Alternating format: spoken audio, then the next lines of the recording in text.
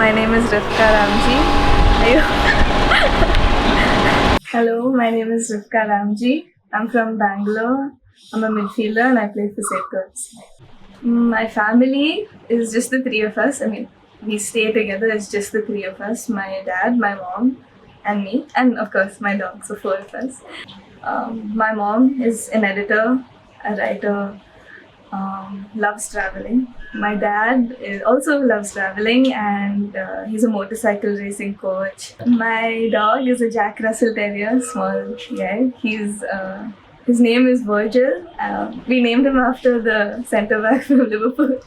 My whole family is a Liverpool family, so it just felt right. I grew up as a musician. At the age of 3, I joined a music school called the Harmony the Music School, and that was my entire life.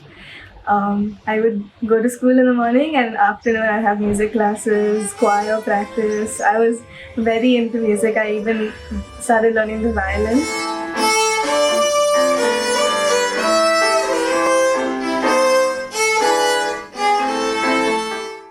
And I sing. At the age of 12, I was traveling to Russia, Mumbai, and singing, and I was missing a lot of school. So it was something that I've always been doing since a really young age. Trouble, Mother Mary comes to me, speaking words of wisdom, let it be. Again, since I was really young, I've always been doing music exams. And every year I've always been I've either been a high achiever or I've gotten a distinction in my singing exams. And yeah, that's something I am proud of. And of course, going to Russia and singing in front of many people and going to Mumbai and being on reality TV is something that something that I'll never forget. First things first, I'ma say all the words inside my head. I'm fired up and tired of the way that things have been. Just because you find that life's not fair, it doesn't mean that you just have to grin and bear it. So music was always there, and I was always an athletic child as well. So school I was running. My dad is a motorcycle racing coach, so I also tried to pick up that, and he also wanted me to do that. And I used to like rollerblading like any other child. I would enjoy. My parents bought me rollerblades, and I would ride around the apartment and all. And then we decided to go to a skate park, which was really close to my house. And I was like, I'll go rollerblade over there. And then we went, and I saw these people on skateboards, and I was like, wow, this is so cool. And there were no girls. There was one girl, and I looked at her and I was like, that's so cool. And then this guy saw me rollerblading, and he was like, what are you doing on rollerblades? Get a skateboard. And I got a skateboard, and it was so fun. Again, I honestly I miss it so much. It was so focused on football now. I don't have the time to go skateboarding, but it was really fun. I did a lot of dangerous things, I would say, and yeah, as a child it was really exciting. Yeah, my dad obviously wanted me to do something that he was really passionate about, but it wasn't like he put too much pressure on me about it. But I tried. I did. I learned how to ride the bike. There was a pocket bike, which is like the really small bikes, and I went to Japan once with my family, and I learned how to ride it there.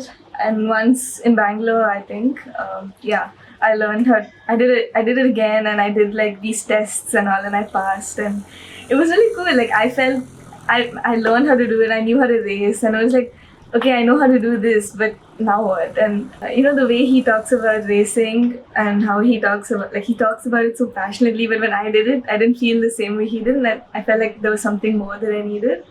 And I guess I found that through football.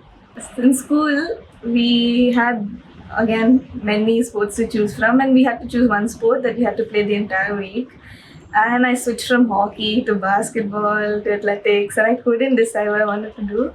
And I honestly never looked at football because no girls were playing football. And one day I saw the guys playing, and I was like, why can't I play? And then I went and played, and I had so much fun. I was terrible. I was really bad, but I had so much fun. And because of that, like I called my friends and like, come, let's go play. And like around 3, 4 of us started playing.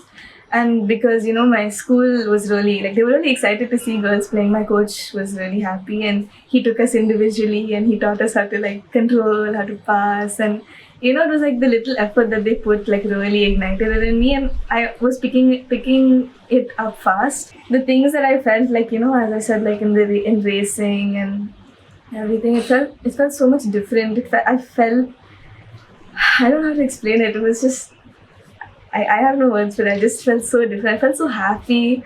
For football, I felt like there's so many things that you struggle when you're on the field, like that make you so much more stronger. That felt like I needed this. Like, I think looking at it like professionally, it was around 12 years old.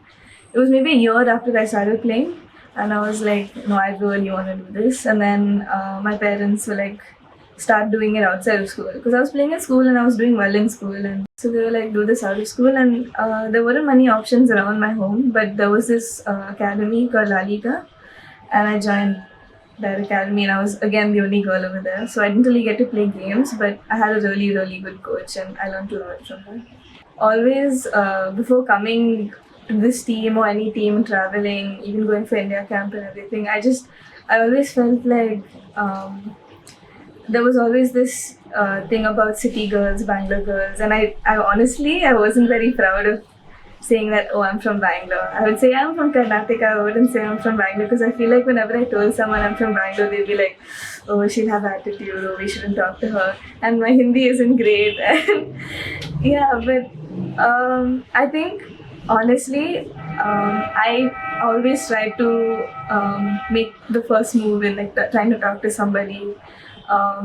And I try to tell them beforehand that I'm not great at Hindi, so when I'm speaking to you, can you correct me? And they were actually really nice about it. Like whenever I talk to them and I make a mistake, they maybe make a joke or two, but then they correct me, and I think that way like the language thing has become better.